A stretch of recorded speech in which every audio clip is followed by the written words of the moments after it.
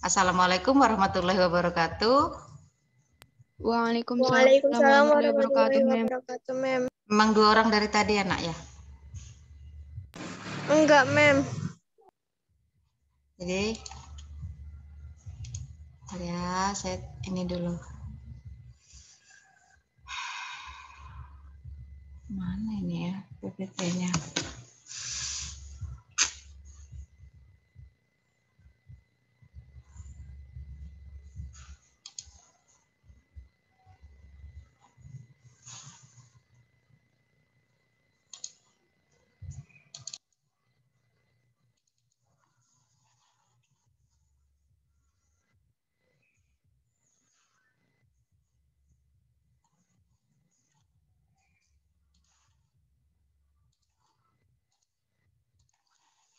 Oke, ini saya share dulu. Tadi berapa orang, Nak?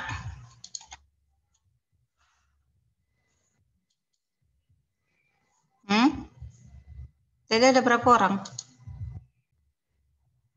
Tadi ketika TPS wacana, Mem, 3 orang, Mem. Oh, memang dari awal 3 orang? Enggak, Mem. Sebelumnya itu lebih banyak lagi, Mem. Oh ya, oke lah. Ini tinggal si Anissa sama siapa tadi nih?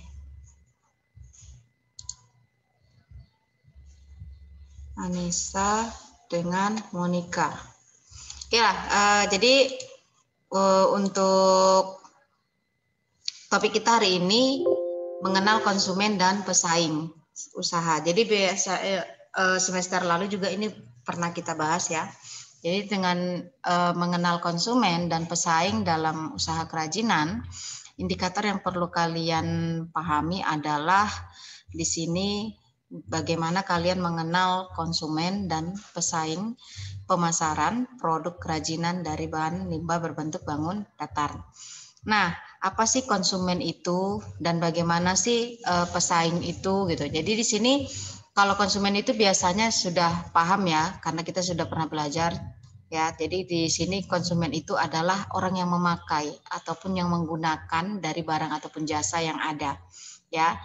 Baik itu dia untuk kepentingan sendiri, untuk kepentingan orang lain dan untuk kepentingan organisasi. Jadi di sini memang konsumen itu lebih cenderung sebagai pemakai atau sifatnya menghabiskan barang ataupun jasa.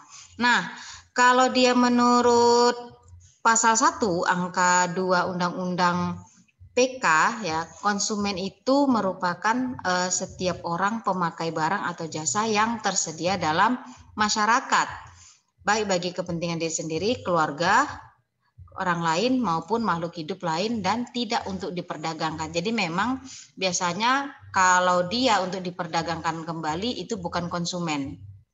Ya, tetapi disebut dengan penjual ataupun distributor dan lain sebagainya. Jadi di sini konsumen itu memang sifatnya menghabiskan barang ataupun jasa.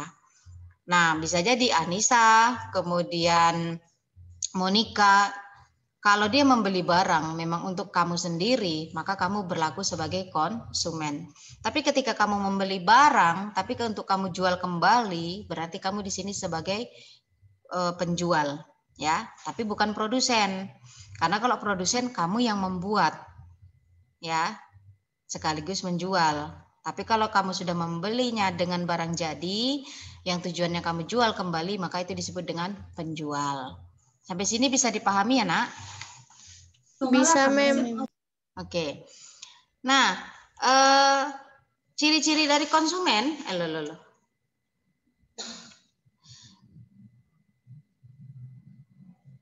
Oke, ciri-ciri dari konsumen. Konsumen ini biasanya karena sifatnya adalah menghabiskan suatu barang, maka dia lebih cenderung untuk dilihat dari ketertarikannya terhadap suatu barang.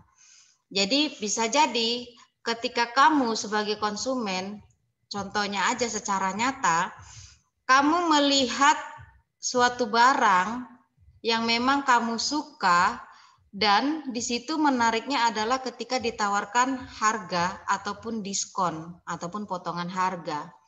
Pasti dengan sendirinya kamu akan membeli produk tersebut. Betul tidak? Betul, Mem. Betul, Mem. Nah, jadi disinilah gunanya kita harus sebagai penjual memahami kondisi dari konsumen. Ya, bagaimana caranya konsumen itu tertarik dengan produk yang kamu jual jika kamu sebagai produsen. Kamu harus kenal bagaimana ciri-ciri dari konsumen tersebut. Sehingga kamu bisa menarik hatinya untuk membeli produk tersebut. Nah, konsumen juga ini bisa dengan adanya ketertarikan tadi, maka dia akan dengan sukarela membeli produk yang ada. Apalagi dengan kualitas dan mutu yang baik ya, ataupun dengan gambar-gambar yang baik, fitur-fitur yang lengkap. Jadi di sini sebagai penjual, sebagai produsen, kamu harus benar-benar mengerti bagaimana konsumen itu bisa membeli barang kamu. Mungkin dari segi warna, dari segi bentuk, dari segi harga, itu semua harus saling mendukung. Nah, kemudian ada jenis-jenis dari konsumen. Nah, kalau jenis-jenis dari konsumen, yang pertama itu ada personal consumer. Jadi personal consumer itu merupakan konsumen dengan membeli atau menggunakan barang atau jasa untuk penggunaannya sendiri. Nah, sedangkan kalau dia organizational consumer itu digunakan untuk kebutuhan organisasi. Jadi tidak untuk diri sendiri, tetapi untuk organisasi. Nah, di dalam organizational consumer, maka ada beberapa yang harus dipahami, yaitu yang pertama production concept atau konsep produksi.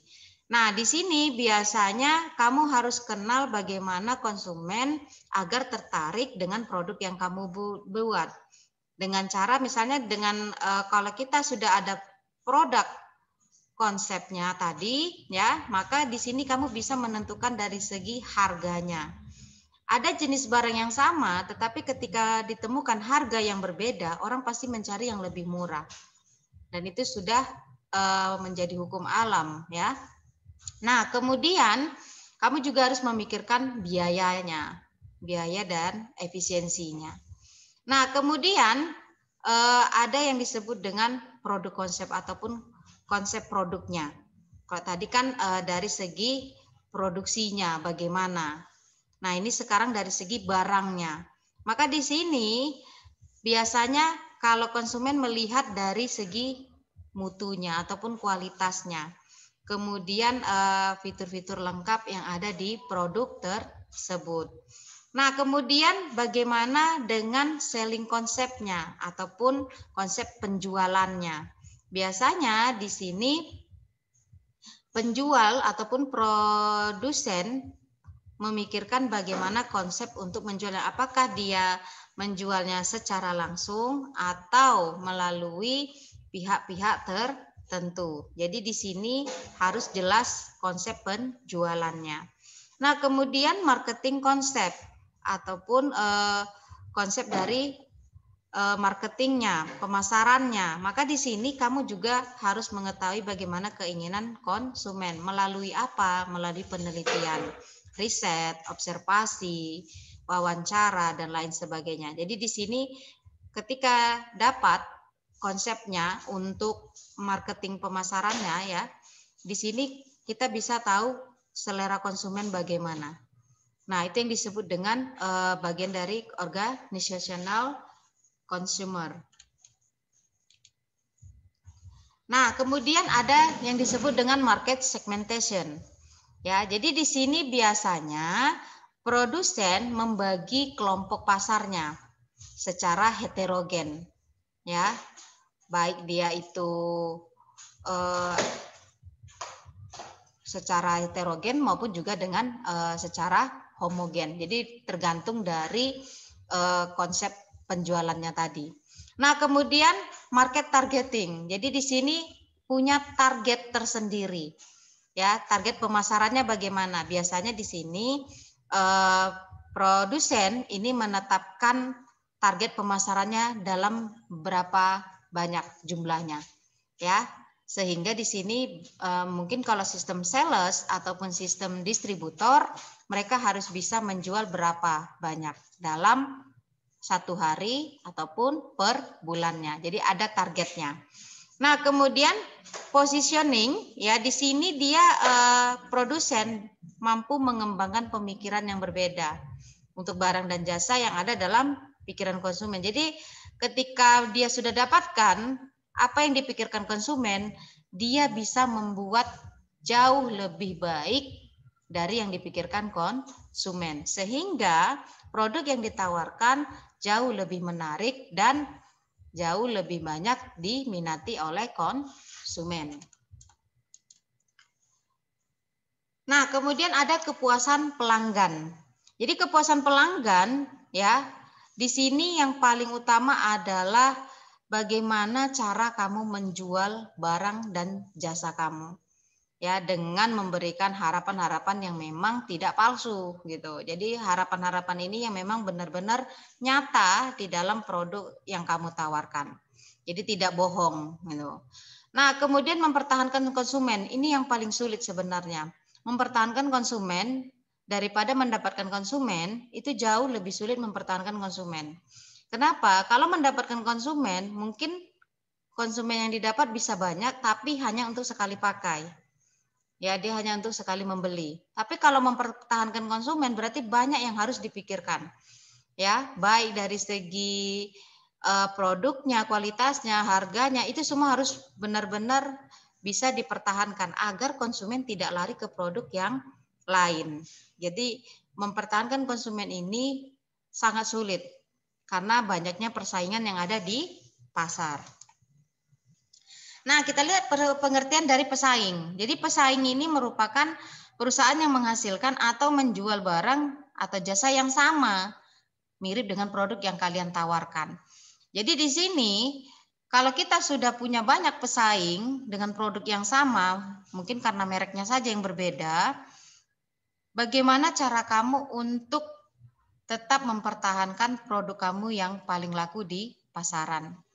Jadi di sini kamu harus tahu dulu pesaing kamu itu yang bagaimana, apakah dia pesaing yang kuat atau yang memang standar-standar gitu aja. Nah, di sini kamu harus pelajari lebih dulu siapa saja pesaing kamu, ya. Nah, ciri-ciri dari pesaing yaitu yang pertama produk atau jasa yang ditawarkan sejenis dengan harga yang relatif sama. Nah, biasanya walaupun harga sama, ada pasti kebaikan ataupun kelemahan dari produk tersebut. Begitu juga dengan kamu. Misalnya punya produk yang sama dengan pesaing kamu, kamu harus tahu di mana unggul dari produk yang kamu tawarkan agar kamu bisa bersaing dengan yang lain. Kemudian mengejar sasaran pasar konsumen yang sama. Jadi dengan konsumen yang sama, kamu harus bisa meyakinkan konsumen untuk tetap menggunakan produk kamu. Di sini yang paling sulit tadi yang seperti saya katakan, mempertahankan konsumen itu sulit daripada mendapatkan konsumen. Nah, kemudian ancaman yang dilakukan pesaing dapat secara langsung atau secara pelan-pelan. Jadi di sini kita harus tahu kalau misalkan produk kita ternyata tidak lebih unggul dari produk pesaing, ya pasti itu akan terjadi ancaman yang akan muncul secara perlahan ataupun langsung ke produk yang kita tawarkan. Jadi di sini kalian harus tahu dulu gimana persaingan yang ada di pasar dengan produk yang sama kalian jual. Oke, jadi untuk konsumen dan pesaing usaha itu biasanya saling berdampingan. Karena apa? Pesaing juga targetnya adalah konsumen. Jadi dengan adanya konsumen dan pesaing tadi, di mana kamu bisa menciptakan kinerja yang lebih baik dalam memasarkan sebuah produk. Sampai sini ada yang ingin ditanyakan, Nak? Mem, saya izin bertanya, Mem.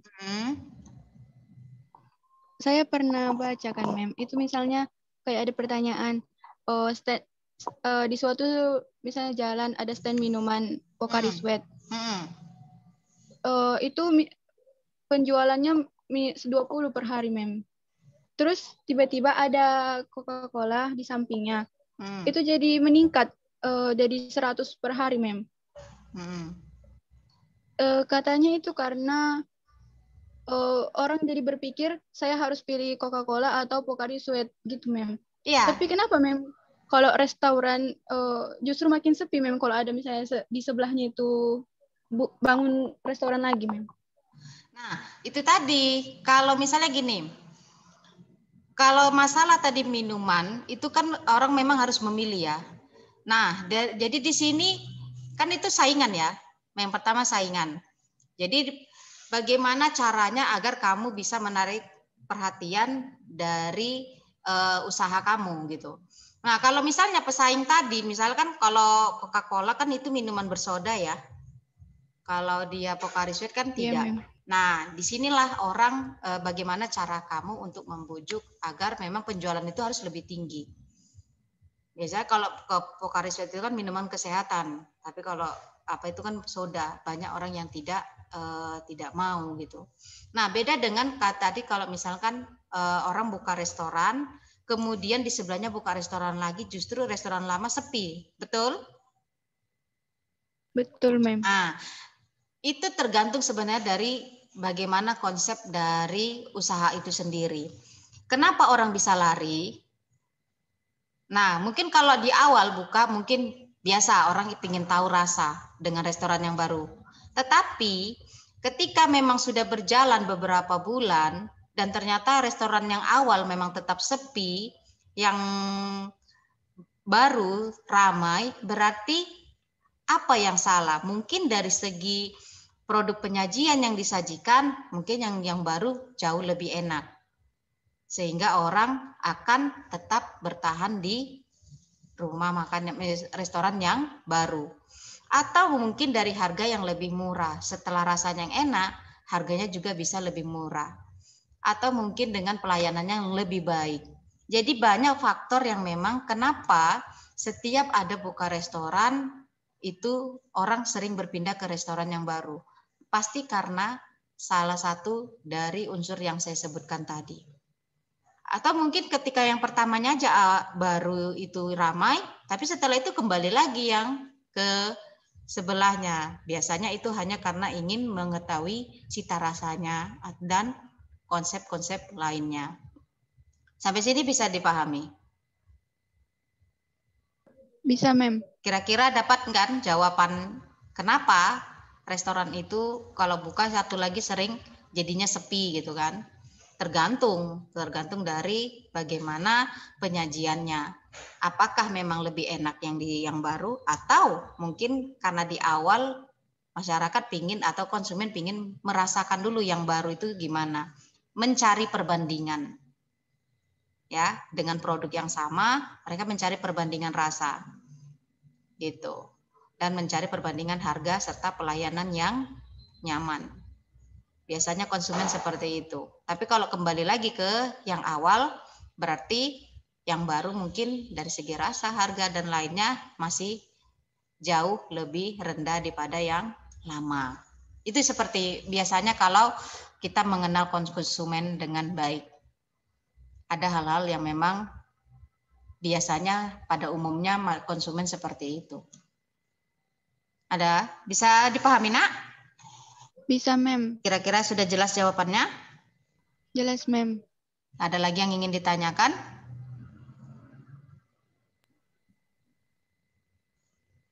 Pas? Pas, Mem. Oke, jadi untuk hari ini itu saja materi kita. Saya sudahi. Assalamualaikum warahmatullahi wabarakatuh. Waalaikumsalam Waalaikumsalam warahmatullahi wabarakatuh, Mem.